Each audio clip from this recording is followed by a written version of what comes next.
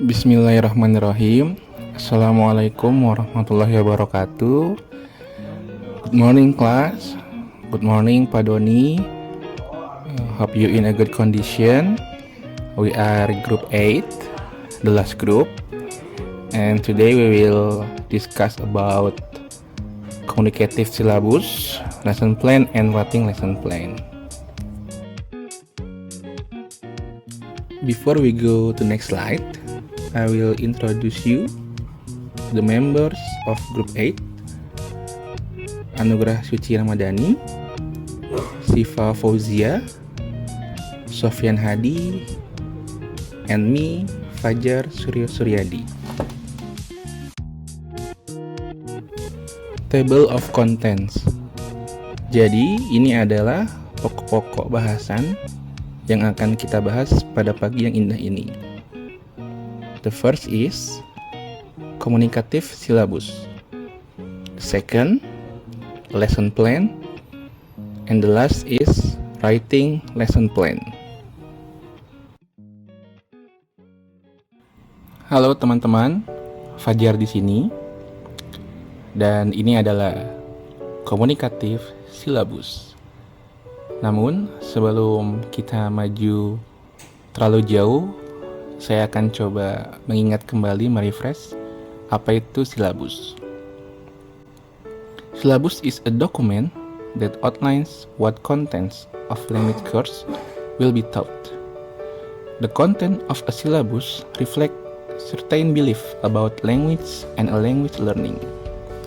Jadi, yang dimaksud adalah silabus adalah dokumen yang menguraikan apa itu isi materi yang akan diajarkan. Dari isi silabus, kita bisa melihat arah pembelajaran ini akan berujung kemana.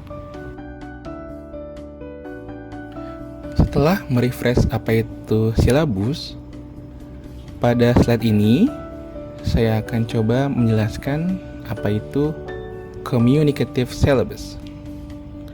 Menurut Brown 2007, communicative syllabus lies on important elements such as teaching goal and objective for each unit, include topics, situations, grammar, and vocabulary units that correspond to the function outlined.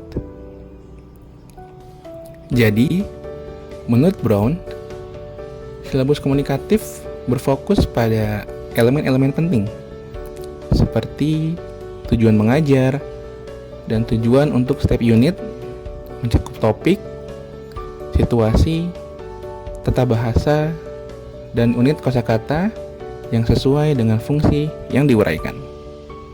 Jadi, jika saya simpulkan, maka silabus komunikatif adalah silabus yang bertujuan dapat berkomunikasi, dapat menyampaikan apa-apa yang ada dari silabus tersampaikan dengan baik kepada pembelajar, atau dapat dikatakan lebih condong sebagai jabaran pengembangan materi pengajaran.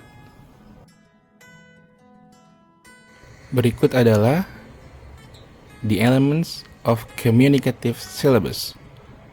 Elemen-elemen dari silabus komunikatif, yaitu sebagai berikut.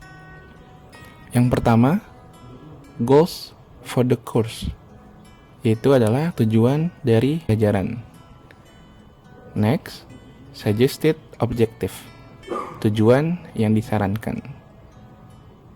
Next, a sequential list of functions following from the goals that the curriculum will fulfill. Daftar berurutan dari fungsi yang mengikuti dari tujuan yang juga akan dipenuhi oleh kurikulum. Next, a sequential list of topics and situations matched to the function. Daftar berurutan topik dan situasi yang cocok dengan fungsi. The next, a sequential list of grammatical, lexical, and phonological form to be taught. Sebuah daftar sequential grammatical, lexical, dan phonologis yang akan diajarkan. Next, a sequential list of skill, listening, speaking, reading, writing, yaitu daftar keterampilan mendengarkan, keterampilan berbicara, keterampilan membaca, dan juga menulis. Next, match references throughout to textbook, unit, lessons, page, and additional research. Yaitu adalah seluruh rujukan yang telah dicocokkan ke dalam unit buku teks, pelajaran, halaman, dan sumber tambahan. The last, possible suggestions of assessment alternatives, including criteria to be tested and genres of assessment, yaitu kemungkinan saran alternatif terhadap penilaian, termasuk juga kriteria untuk diuji dalam berbagai penilaian.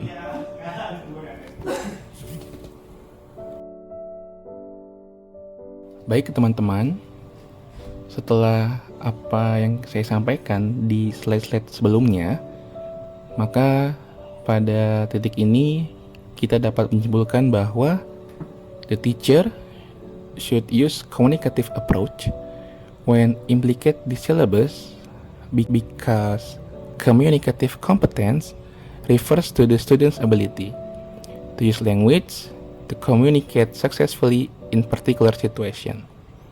Jadi guru hendaknya menggunakan pendekatan komunikatif ketika melibatkan syllabus ini. Kenapa? Karena kompetensi komunikatif merujuk pada kemampuan siswa untuk menggunakan bahasa agar berhasil berkomunikasi dalam situasi tertentu. Nah, berikut adalah hal-hal yang harus diperhatikan dalam communicative syllabus. Ada language content dimension, socio-cultural appropriateness, longer spans of discourse, dan lain-lain yang akan masing-masing disampaikan oleh teman-teman saya.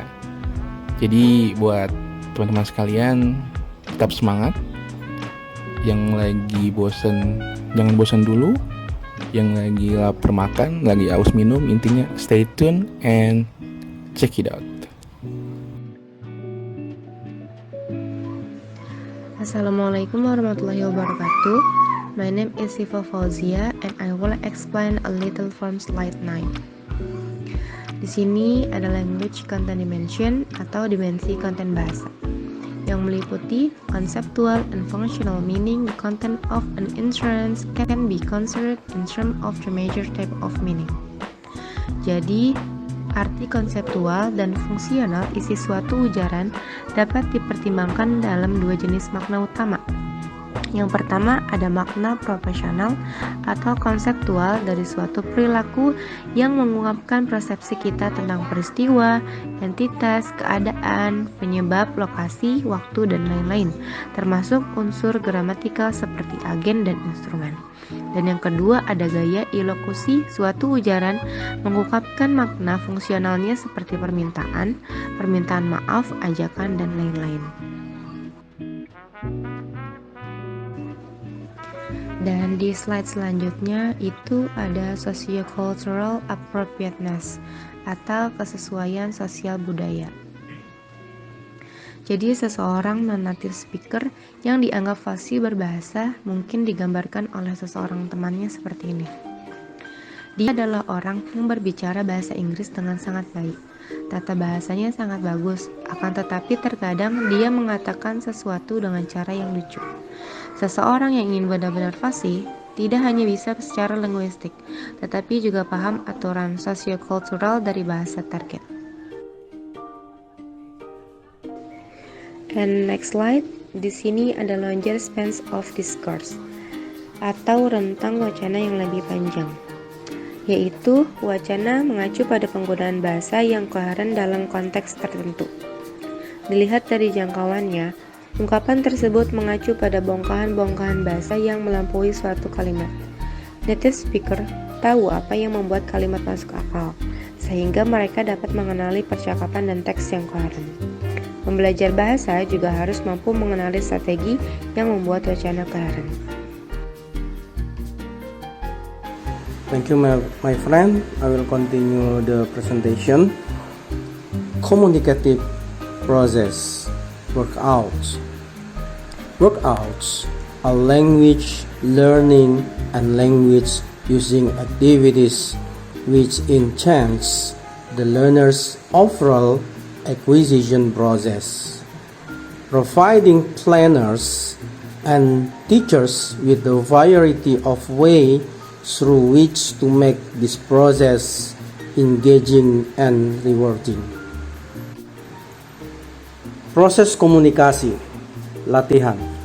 Latihan adalah pembelajaran bahasa dan aktivitas menggunakan bahasa yang meningkatkan keseluruhan proses akuisisi pelajar, menyediakan perencanaan dan guru dengan berbagai cara untuk membuat proses ini menarik dan bermanfaat. Maksudnya adalah memberikan kesempatan kepada siswa untuk mengembangkan ketepatan dan kelancaran berbahasa dalam berbagai keterampilan berbahasa seperti menyimak, berbicara, membaca, dan menulis. Sehingga dan mengkondisikan siswa itu untuk menemukan sendiri aturan-aturan tata bahasa. Next, expanded product emphasis on skill and needs.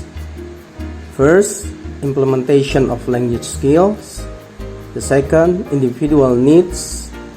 The third, learner autonomy and edge product. And the fourth, highlighting particular syllabus component. Penekanan produk yang diperluas pada keterampilan dan kebutuhan itu ada 4. Yang pertama adalah implementasi keterampilan berbahasa. Yang kedua adalah kebutuhan individu. Ketiga adalah otonomi pelajar, produk tambahan.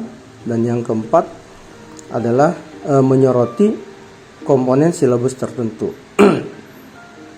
Maksud dari keterampilan implementasi keterampilan bahasa ini adalah keterampilan yang berarti bahwa belajar dan mengajar tidak berhenti pada bagian-bagian keterampilan atau latihan, tetapi lebih menekankan pada pendekatan tugas dan keseluruhan. Artinya, siswa perlu disuguhkan tugas-tugas yang berkaitan dengan keterampilan bahasa sebagai komunikasi nyata secara real time di dalam kelas, evaluasi produk, mata kuliah, atau prestasi siswa yang dilakukan seperti itu. Yang kedua, kebutuhan individu atau individual needs. Maksudnya apa? Maksudnya adalah pembuat silabus ini harus memperhatikan kebutuhan individu dalam menyusun tujuan silabus. Ada 2 kriteria dalam penyusunan tujuan silabus. Yang pertama adalah kebutuhan dan keinginan seperti yang dirasakan oleh khalayak tertentu yang bersangkutan. Maksudnya apa nih yang dibutuhkan gitu. Yang kedua adalah sumber daya yang tersedia dan kelayakan untuk mencapai suatu tujuan. Seperti itu. Yang ketiga, otonomi pelajar atau learner autonomy, produk tambahan. Maksudnya adalah diberikan kursus kontemporer berdasarkan pandangan humanistik pengajaran yang menekankan pada pengembangan otonomi pelajar sebagai tujuan utama dari silabus. Nah, keberhasilan kursus atau tingkat pencapaian siswa ini diukur dari seberapa mandirinya mereka menjadi siswa bahasa. Yang terakhir adalah highlighting, menyoroti komponen silabus tertentu, kursus perencanaan. Nah, para pembuat silabus ini harus bekerja dengan ketiga area. Areanya apa? Konten bahasa, proses, dan produk atau produk. Ya, dalam beberapa kasus, area produk mungkin diutamakan. Misalnya dalam kursus yang sepenuhnya ditujukan untuk pemahaman bacaan, berarti keterampilan membaca akan menjadi suatu utama, karena yang dituju adalah pemahaman bacaan. Sementara yang lain, isi dan prosesnya akan sangat penting. Jadi tergantung area tadi, seperti itu. Terima kasih.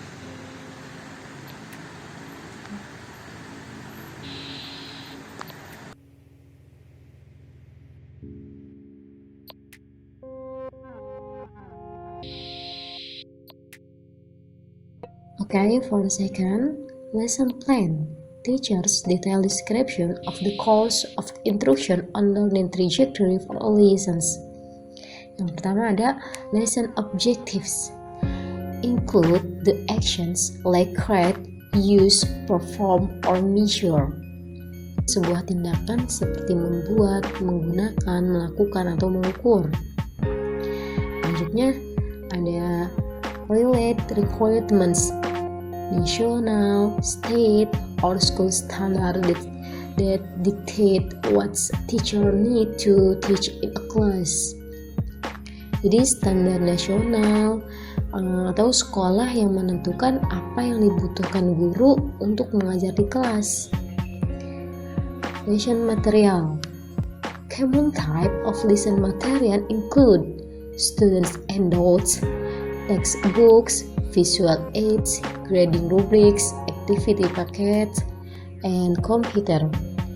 Jadi jenis bahan pelajaran yang umum itu meliputi handout paket siswa, buku teks, alat bantu visual, rubrik penilaian, paket aktivitas, dan komputer. Dan lagi lesson procedures. Essentially step-by-step instructions that walk the teacher took everything from the time students enter the classroom until the end of period.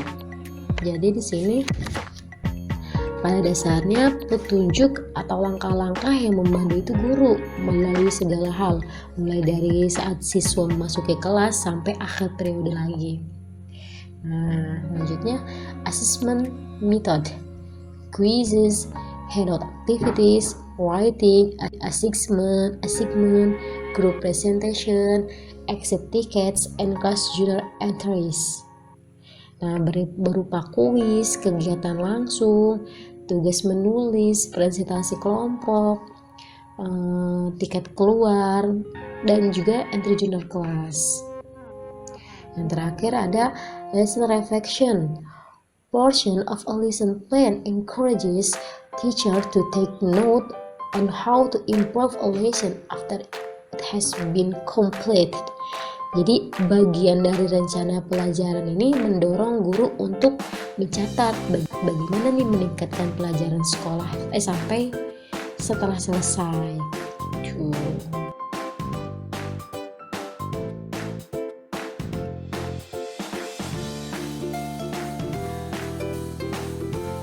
Yang ketiga ada writing lesson plan. Background of teaching and learning process. It must define learning goals which must be set by the students, materials as well as activities to support the achieving of goals. It's also describe the assessment to measure what the student have achieved. The learning outcomes. Descriptions of the specific skills or knowledge that the students will get from learning process. Type of learning outcomes: intellectual skills, cognitive strategy, verbal information, motor skill, and attitude. Jadi di sini deskripsi keterampilan atau pengetahuan khusus yang akan diperoleh siswa dari proses pembelajaran. Nah, adapun jenis hasil belajarnya adalah keterampilan intelektual, strategi kognitif, informasi verbal, keterampilan motorik, dan juga sikap. Selanjutnya ada the learners. The most effective learning process is relevant to the needs that are placed within appropriate context. Nah, proses pembelajaran yang paling efektif ada relevan dengan kebutuhan yang ditempatkan dalam konteks yang sesuai. Yang terakhir ada the practical requirements.